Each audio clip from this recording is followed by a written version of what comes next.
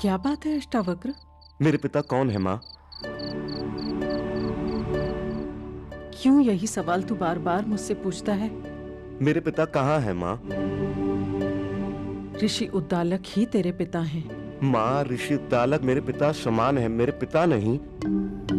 वर्षों से यही सवाल अष्टावक्र को परेशान कर रहा था। कारण था, उद्दालक को अपना पिता समझने वाला सुजाता का पुत्र एक दिन ऋषि उद्दालक की गोद में बैठा खेल रहा था। अचानक ऋषि उद्दालक का पुत्र श्वेतकेतु वहां आया और छोटे अष्टावक्र को अपने पिता की गोद में बैठा देखकर उसका हाथ पकड़कर उसे उद्दालक की गोद से उठाकर कहा, अपने पिता की गोद में मैं बैठूंगा, जा तू अपने पिता की गोद में बैठ। जा तू अपने पिता की गोद में बैठ। तो क्या मेरा पिता कोई और है? अष्टावक्र के मन में व्यथित कर देने वाला यह सवाल उठा। उसी समय रोता हुआ अष्टावक्र अपनी मां के पास पहुंचा और सवाल किया, मां, मेरा पिता कौन है? मां चुप रही। तब से आज तक मां चुप रही। माँ, क्या तू अब भी मुझे इतना छोटा समझती है कि मैं नाना और पिता का भेद न समझूं? जब जब मैंने तुमसे यह सवाल किया तब तब तुमने मुझे टाल दिया। दिवस, माह, वर्ष, वर्षानुवर्ष बस एक ही उत्तर की प्रतीक्षा, कौन है मेरा पिता? ये सवाल तू अपने नाना से भी कर सकता था।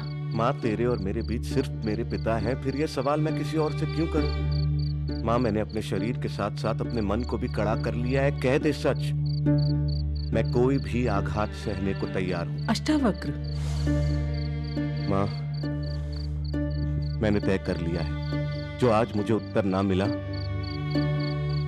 तो मैं सारे ग्राम से पूछूंगा। तेरे पिता आचार्य काहोड़ थे। मैं सुन रहा हूं माँ। निर्धन थे तेरे पिता, इसलिए तेरे जन्म से पहले एक दिन धन की आशा से वे जनक के दरबार में गए। वहां बंदी नाम का एक पंडित था।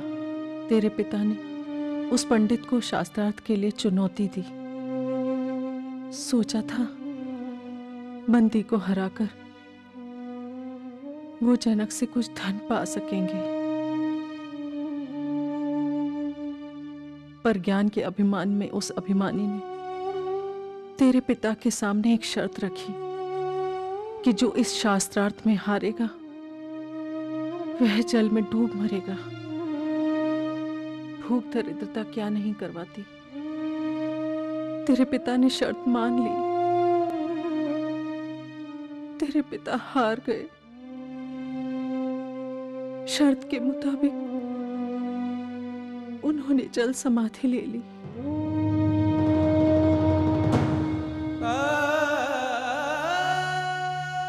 उस समय तू मेरे पेट में था। भरण पोषण का कोई सहारा नहीं था, इसलिए मैं अपने पिता उद्दालक के घर वापस लौट आई और तब से आज तक यहीं हूं।